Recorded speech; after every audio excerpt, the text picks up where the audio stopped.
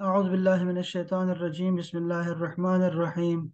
یہ مشکوٰۃ شریف ہم پڑھ رہے ہیں، کتاب الطہارت، اور باب ہے آداب خلا کے۔ بیت الخلاء یا قضاء حاجت کے حوالے سے احادیث ملاحظہ فرمائیں۔ ان انس رضی اللہ تعالی عنہ قال، وہ فرماتے ہیں سیدنا انس جو کہ خادم ہیں رسول اللہ صلی اللہ علیہ وسلم کے، کہ کان النبی صلی اللہ علیہ وسلم، رسول اللہ صلی اللہ علیہ وسلم اذا دخل الخلاء نزع خاتمہ، جب بھی بیت الخلاء میں داخل ہوتے تو آپ اپنی انگوٹھی اتار دیتے۔ اللہ۔ ہم۔ چلو۔ ان جابر رضی اللہ تعالی عنہ قال، جابر بن عبداللہ یہ بھی خادم ہیں، خدمت کرتے تھے، کان نبی صلی اللہ علیہ وسلم اذا اراد البراز، جب آپ قضاء حاجت کا ارادہ فرماتے، انطلق حتی لا یراہ احد، تو اتنی دور چلے جاتے کہ کوئی آپ کو دیکھ نہیں سکتا تھا، یعنی ایسی جگہ پہ جاتے جہاں پہ کوئی آپ کو دیکھ نہ سکتا۔ ایک اور بھی ہے کہ ان ابی موسیٰ الاشعری رضی اللہ تعالیٰ عنہ قال، آپ نے فرمایا ہے کہ کنت مع النبی صلی اللہ علیہ وسلم ذات یوم، ایک دن میں آپ کے ساتھ تھا، فاراد ان یبول، تو آپ نے ارادہ فرمایا کہ آپ چھوٹا پیشاب کریں، بول کریں، فعطا دم سن، تو آپ جو ہے ایک دیوار کی جڑ میں آ گئے، فی اصل جدار، ایک ایسی زمین میں آئے جو نرم تھی اور وہ دیوار کی جڑ میں تھی، فبالا، تو آپ نے وہاں جا کے بول کیا، قالا، آپ نے فرمایا، اذا اراد احدکم، اگر آپ میں سے کوئی بھی ارادہ کرے، ان یبولا، کہ وہ بول کرے، فَلْيَرْتَدْ لِبَوْلِهِ، تو نرم جگہ ڈھونڈ کے بول کرے۔ نرم زمین میں حکمت یہ ہوتی ہے کہ وہاں سے چھینٹے نہیں ہوتی مردوں کے لیے۔ وعن انس رضی اللہ تعالی عنہ قال، کان النبی صلی اللہ علیہ وسلم اذا اراد الحاجت لم يرفع ثوبہ، اچھا، رسول اللہ صلی اللہ علیہ وسلم جب حاجت، قضاء حاجت کا ارادہ فرماتے تو اپنے کپڑے کو نہ اٹھاتے، حتی یدنو من الارض، یہاں تک کہ آپ زمین سے قریب ہو جاتے، یعنی بیٹھنے سے پہلے جو ہے آپ اپنے کپڑے کو نہیں اٹھاتے تھے، جب زمین کے قریب ہو جاتے بالکل تب آپ اٹھایا کرتے تھے۔ یہ اس میں کیا ہے کہ آپ کا ستر نہ کھولے، کوئی دیکھ نہ لے آپ۔ ان ابی ہریرہ رضی اللہ تعالی عنہ، سیدنا ابو ہریرہ فرماتے ہیں کہ رسول اللہ صلی اللہ علیہ وسلم نے فرمایا، انما انا لکم مثل الوالد لولدہ، میں تمہارے لیے والد کی جگہ ہوں جو اپنے بچے کے لیے ہوتا ہے، جیسے شفیق، مہربان، کوئی حاکم نہیں ہے، کوئی ظالم نہیں ہے، کوئی ایسا آمر نہیں ہے، میں والد کی طرح ہوں۔ وعلمکم، میں تمہیں سکھاتا ہوں، چیزیں، آداب سکھاتا ہوں۔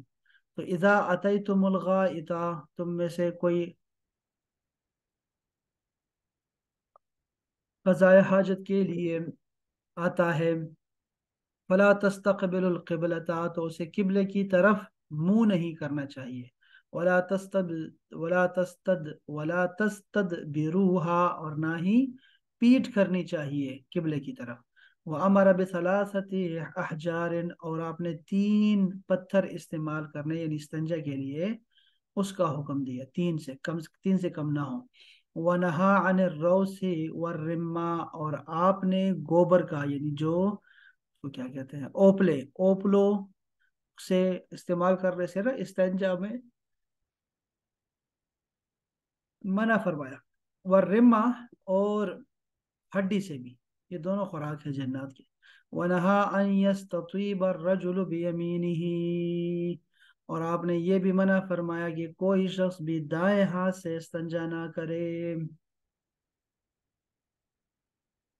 وعن عائشہ رضی اللہ تعالی عنہا قالت، سیدہ عائشہ فرماتی ہیں، کانت ید رسول اللہ صلی اللہ علیہ وسلم الیمنا لطہورہ، اچھا، کانت ید رسول اللہ صلی اللہ علیہ وسلم، کیا کرتے ہیں کہ رسول اللہ صلی اللہ علیہ وسلم کا دہنا ہاتھ طہارت کے لیے تھا، لطہورہ و طعامہ، اور کھانے کے لیے تھا دائیں ہاتھ، وکانت یدہ الیسری لخلائہ، اور آپ اپنے بائیں ہاتھ کو استنجا کے لیے استعمال کرتے تھے، وما کان من ازن، اور یا اس کے علاوہ کوئی ایسے کام ہو، اس طرح کے کام نجاست کے جو ریلیٹڈ ہو تو اس میں آپ کرتے تھے۔ یہ ملا علی قاری فرماتے ہیں کہ کیا دینی کتابیں داہنے ہاتھ سے پکڑو اور جوتا بائیں ہاتھ سے۔ دائیں ہاتھ سے کیا فرماتے تھے کہ کھانا پینا وضو اور غسل داہنے، ٹھیک ہے، اور بائیں ہاتھ سے استنجا، ناک صفائی وغیرہ وغیرہ۔ رسول اللہ صلی اللہ علیہ وسلم نے یہ بھی فرمایا، سیدہ عائشہ فرماتی ہے کہ اذا ذهب احدکم،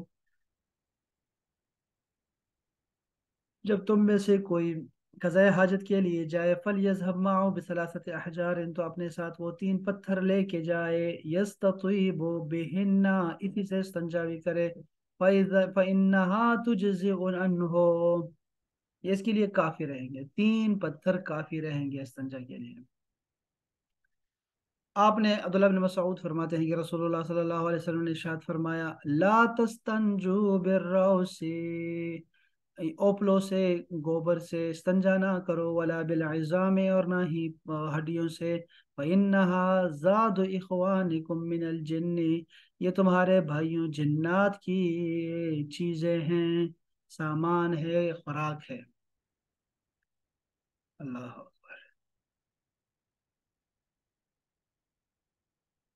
وعن رويفع بن ثابت رضي الله تعالى عنه قال قال رسول الله صلى الله عليه وسلم يا رويفع، اے رویفع، لعل الحیات ستطول بک بعدی، ہو سکتا ہے کہ میرے بعد تمہیں لمبی زندگی ملے، فاخبر الناس، تو لوگوں کو بتاؤ، ان من عقد لحیتہ، کہ جو بندہ بھی کیا کرے، اپنی داڑھی میں گرہ لگائے، اور تقلد وطرن، یا گردن میں چمڑے کا دھاگا لٹکائے، او وستنجا برجیع دابت، یا کسی جانور کی جو پلیدی ہے، ہڈی سے استنجا نہ کرے، او عظم، ہڈی سے استنجا نہ کرے، فإن محمدا منہ بریء، جو یہ کام کرتا ہے محمد اس سے بیزار ہے۔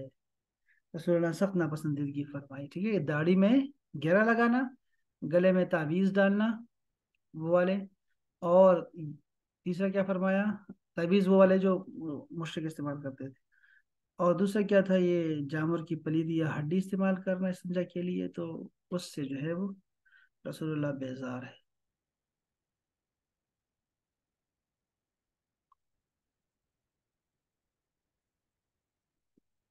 ابو ہریرہ رضی اللہ تعالی عنہ فرماتے ہیں کہ رسول اللہ صلی اللہ علیہ وسلم نے ارشاد فرمایا، من اکتحل فلیوتر، جس نے اکتحال کیا، اکتحال یعنی جس نے سرما لگایا، فلیوتر، تو اسے طاق سلائیاں مارنی چاہیے، من فعل فقد احسن، جس نے ایسا کیا تو اس نے اچھا کیا، ومن لا فلا حرج، جس نے نہیں کیا تو کوئی بات نہیں، ومن استجمر فلیوتر، اور جو استنجا کرے پتھروں سے تو اسے بھی طاق استعمال کرنا چاہیے، من فعل فقد احسنا، جس نے ایسا کیا اس نے بہت اچھا کیا، ومن لا فلا حرج، اور جس نے ایسا نہ کیا تو کوئی بات نہیں، ومن اکل فما تخلل، جس نے کھانا کھانے کے بعد خلال نہیں کیا، خلال دانتوں کا خلال، وما لا بلسان فیلفظ، یعنی خلال کر کے جو کچھ منہ میں آئے وہ تلفظ، یعنی کا مطلب ہے پھینکنا، منہ سے پھینک دینا، وہ باہر نہ نکالے، وما لا بلسانہ فلیبتلع، اور اس کی زبان سے کچھ علیحدہ کیا ہے تو اس کو نکل لے، اگر تو دیکھو داغے سے کیا ہے نا، کوئی کسی تیلی سے کیا ہے، اگر دانت صاف کیے کسی چیز سے صاف کیے ہیں تو پھر باہر پھینکنا چاہیے، اور اگر زبان سے کرے نا تو وہ اس کو نگل لے بس، ومن فعل فقد احسن، تو جس نے یہ کیا اچھا کیا، اور ومن لا فلا حرج، اور جس نے ایسا نہیں کیا اس کے لیے کوئی بات نہیں، ومن اتا الغائط فلیستتر، اور جس نے ایسا کیا تو اس نے اچھا کیا، اور اچھا یہ کیا ہے کہ جو کوئی قضاء حاجت کے لیے بیٹھے تو اپنا سطر، پھر اس کے بعد جو ہے نا رکھے، ڈھانپ کے رکھے، ایسی جگہ بیٹھے جہاں سطر ہو سکے. فَإِن لَمْ يَجِدْ، اگر کوئی ایسی جگہ نہ پائے، إِلَّا أَن يَجْمَعَ كَثِيبًا مِّن رَمَلٍ فَلْيَسْتَدْبِرْهُ. اچھا وہ اس جگہ نہ پائے تو پھر کیا کرے؟ رات کے ریت کا کوئی چھوٹا سا ٹیلا بنا کر نا اس کے پیچھے بیٹھ جائے. کچھ بنا کے نا سے جڑیاں شڑیاں قریب کر کے مٹی کا جو ہے ریت کے ٹیلے بنا کے اس کے پیچھے بیٹھ جائے. فَإِنَّ الشَّيْطَانَ يَلْعَبُ بِمَقَاعِدِ بَنِي آدَمَ، کیونکہ شیطان انسانوں کی شرمگاہوں سے کھیلتا ہے.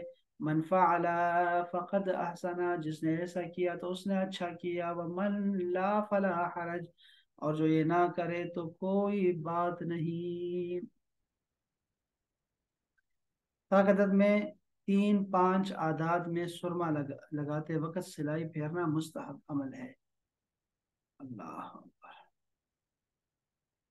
وعن عبداللہ بن مغفل رضی اللہ تعالی عنہ قال قال رسول اللہ صلی اللہ علیہ وسلم، آپ نے فرمایا، لا یبولن احدکم فی مستحمہ، تم میں سے کوئی غسل خانے میں ہرگز پیشاب نہ کرے. ثم یغتسل فیہ، اس کے بعد پھر اسی میں غسل بھی کرے. او یتودع فیہ، یا پھر اس میں وضو بھی کرے.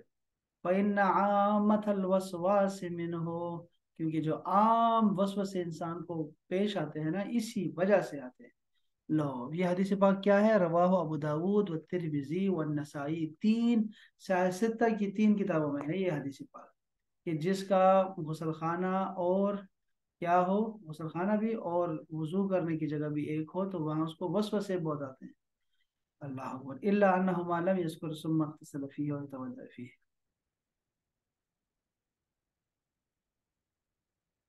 اس کے بارے میں کیا لکھا ہے؟ غسل خانے میں پیشاب کر کے وہیں پر غسل کرنا مکروہ عمل ہے اور وسوسوں کا سبب ہے. یہ اس صورت میں ہے جب وہ جگہ کچی ہو اور پانی نکلنے کا راستہ نہ ہو، کہ انسان کو پیشاب کے بعد غسل کرنے پر وسوسے آتے ہیں کہ شاید پیشاب کی چھینٹیں اس کے جسم پر پڑ گئی. اگر غسل خانہ کی زمین پختہ ہو اور اس میں پانی خارج ہونے کی نالی بھی ہو تو وہاں پیشاب کرنے میں حرج نہیں ہے، اگرچہ بہتر ہے کہ نہ ہی کرے. تمہیں اب دیکھیں نا یہاں حدیث پاک میں دیکھیں نا، حدیث پاک میں تو صاف صاف لکھا ہوا ہے کہ بھائی ایک جگہ پہ پیشاب کرنا پھر اسی میں جو ہے غسل کرنا جو ہے یہ نہیں کرنا چاہیے، اسی سے وسوسے جنم لیتے ہیں. ٹھیک ہے. اچھا اب اگر ہم ظاہر الفاظ کو نہیں لیتے بلکہ معانی کو دیکھتے ہیں، یہ بڑی اچھی بات ہے کہ علماء کرام اللہ پاک نے رکھے. تو یہ بھی ہے کہ یہ وسوسہ جو ہے صرف یہ وسوسہ اس وسوسے کی بات ہو رہی ہے، وہ جو آپ کو لگتا ہے کہ یار پتہ نہیں شاید جسم جو ہے میرا گندا رہ گیا ہے، کوئی کپڑا میرا جو ہے اس پہ چھینٹیں آئی ہوں گی، اور یہ ابھی تک ہوتا ہے. ابھی تک لوگوں سب کو ہے ایسا. ابھی تک ایسے ہوتا ہے چاہے وہ یہ حمام جو ہے وہ پکے کیوں نہ بن گئے ہوں، تب بھی یہ حالت ہے، سب کی یہ حالت ہے. تو نہیں کرنا، ایک ساتھ نہیں ہونے چاہیے بلکہ الگ الگ ہونے چاہیے. اب تو ایک کر دیا کہ ایک ہی چھت میں نا الگ کر دیا ہے، واش روم کو اور باتھ روم کو الگ کر دیا ہے، تو وہ ٹھیک ہے، وہ اس طرح بھی چل سکتا ہے نا، یہ بھی طریقہ ٹھیک ہے. لیکن بس موسٹلی جو ہے وہ ساتھ ہی ہوتے ہیں یار، کیا ہے. اب جیسے یہ جو انگریزی فلش ہوتے ہیں یہ بھی بڑے عجیب ہوتے ہیں، پتہ نہیں ہمیں کیسے رہتے ہیں. ایون کہ انڈین جو کموڈ ہے نا وہ بھی ٹھیک نہیں ہے، اس میں بھی مسائل ہیں. لیکن اب یہ جدید ہے اور آسانی ہے اس میں، تو بس لوگ اسی کو پھر پریفر کرتے ہیں. اس لیے ہم کہاں جائیں گے، سہارا تو رہے نہیں ہمارے شہروں میں. اللہ اکبر. وعن عبد الله بن سرجس رضی اللہ تعالی عنہ قال قال رسول اللہ صلی اللہ علیہ وسلم لا یبولن احدکم فی جحرین، تم میں سے کوئی شخص بھی سوراخ میں پیشاب نہ، یہ بات تو نوٹ کر لی، سوراخ میں پیشاب نہ کرے. وہ چینٹیاں ہوتی ہیں، سانپ ہو سکتے ہیں، تکلیف یہ چیز ہو سکتی ہے کہ باہر نکل کے کاٹیں گے. عن معاذ رضی اللہ تعالی عنہ قال قال رسول اللہ صلی اللہ علیہ وسلم اتقوا الملاعن الثلاثه، 3 لعنتی کاموں سے بچو. البراز فی الموارد، دریا کے گھاٹ. وقارعۃ الطریق، اور راستے میں. وذل، اور سائے میں پیشاب کرنے سے بچو. یہ لعنتیوں کے کام ہے، لعنتیوں کے. پھر آپ نے فرمایا لا یخرج الرجلان یضربان الغائط کاشفین عن عورتہما، 2 شخص اس حالت میں قضاء حاجت کے لیے نہ نکلے کہ ان کے سطر کھلے ہوں اور وہ باتیں کر رہے ہو، یتحدثان، وہ باتیں بھی کر رہے ہوں. وَإِنَّ اللَّهَ يَمْقُتُ عَلَى ذَلِكَ، کیونکہ اللہ تعالیٰ اس پر ناراض ہوتا ہے۔ اس سے زیادہ کیا سخت بات ہو سکتی ہے؟ اس سے زیادہ سخت، یعنی دو شخص قضاء حاجت کے لیے اگر بیٹھے تو اب صدر ان کے کھلے ہوئے ہیں تو پھر باتیں نہیں کرنی چاہیے، اس لیے ہم کہتے ہیں کہ جب آپ واش روم میں ہوں تو پھر باتیں نہ کریں، یہ اس وجہ سے بھی کہتے ہیں وہ ملائکہ کو بھی تکلیف ہوتی ہے، اللہ تعالیٰ خود بھی ناراض ہوتا ہے۔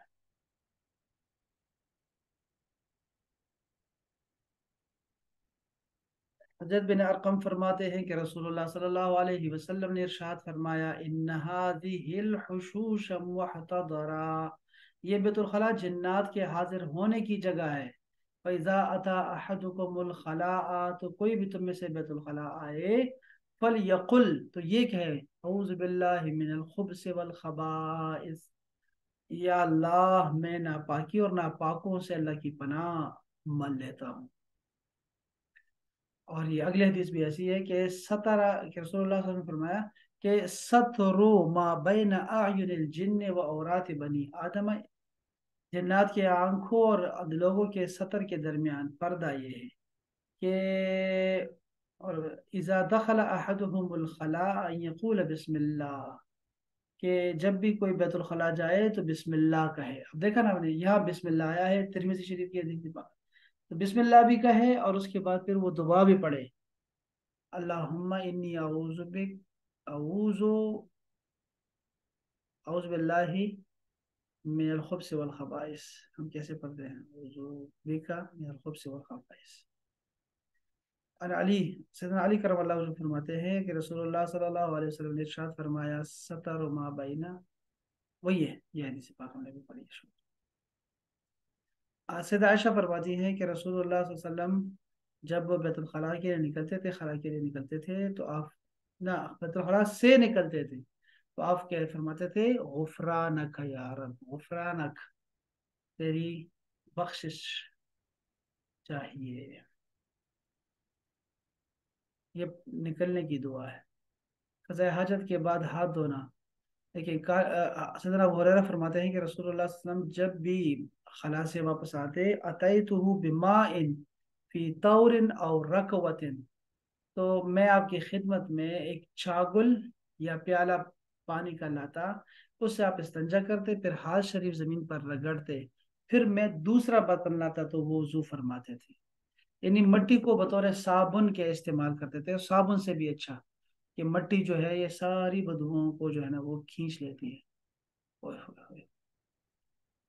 اور الحکم بن سفیان رضی اللہ عنہ قال کانا نبی صلی اللہ علیہ وسلم اذا بال تودع، جب بھی آپ پیشاب کرتے تو پھر کیا کرتے؟ آپ وضو فرماتے، وَنَضَحَ فَرْجَهُ، اور شرمگاہ کو رومالی پر چھینٹے مارتے، یہ جو ہے نا نَضَحَ فَرْجَهُ، اور آپ نے شرمگاہ کی جگہ جو ہے نا اس پہ چھینٹے مارتے، یعنی یہ نیچے لکھا ہوا ہے نا دیکھو کہ یہ چھینٹے مارنے میں حکمت امت کو وسوسوں سے بچنے کی تعلیم دینا ہے، جس کو یہ وسوسے آتے ہیں کہ اس کا قطرہ نکل گیا ہے، وہ استنجا وضو کے بعد شرمگاہ سے متصل کپڑے پر تھوڑا سا پانی گرا دے تو اسے چھینٹے مار لینا، سبحان اللہ کہتا ہے، تو اس سے کیا ہوتا ہے کہ اس کا دل مطمئن ہو جاتا ہے کہ چلو میں نے جو ہے وہ جو ہے نا وہ یہ گرا دیا ہے پاک پانی اس کے اوپر، تو وہ جو پلیدی ہے وہ ختم ہو گئی ہے۔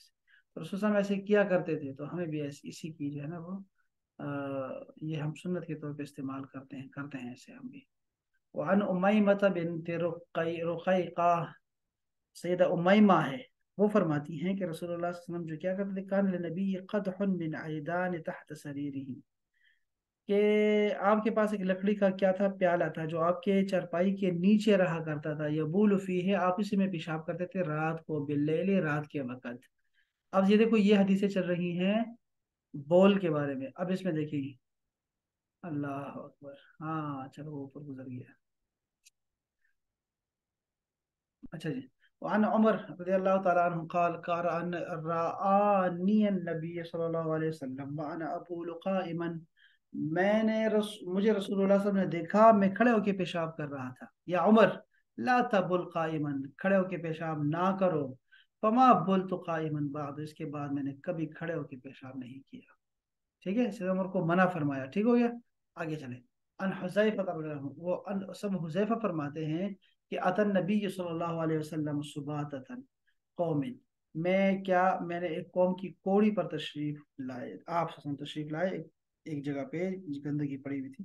फबाल काइमन, तो आपने खड़े होके पेशाब किया, आपने खड़े होके।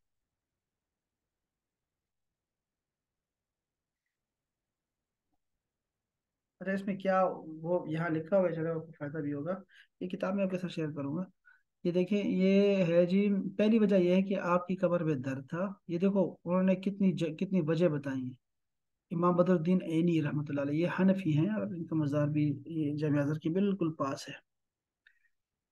हाय तो आप फरमाते हैं पहली वजह यह है कि आपके कमर में दर्द था, इसलिए बैठ नहीं सकते थे, खड़े होकर पेशाब किया। दूसरी वजह यह हो सकती है, इमाम बहकी ने फरमाई कि रसूलुल्लाह सल्लल्लाहु अलैहि वसल्लम ने खड़े होकर पेशाब किया इसलिए कि आपके घुटने में दर्द था। तीसरी वजह यह है कि आप अलैहिस्सलाम ने ऐसी जगह न पाई जहां बैठ के पेशाब करना मुमकिन हो, कि कूड़े का ढेर ऊंचा था, इसलिए आपने खड़े होकर पेशाब किया। चौथी वजह इमाम काजी अयाज ने फरमाई है कि खड़े होकर पेशाब करना इस सूरत में दुरुस्त है जब बैठकर पेशाब करने से पहाना निकलने का खदशा हो। इसलिए हज़रत उमर फारूक ने फरमाया कि खड़े होकर पेशाब करने से पीठ पर जोर पड़ता है। अच्छा, पांचवी वजह यह है कि आप अलैहिस्सलाम ने यह अमल बतौर जवाज एक मरतबा किया है, वरना आपकी आदत करीमा यही थी कि आप बैठकर पेशाब किया करते थे, और यही बात ठीक है।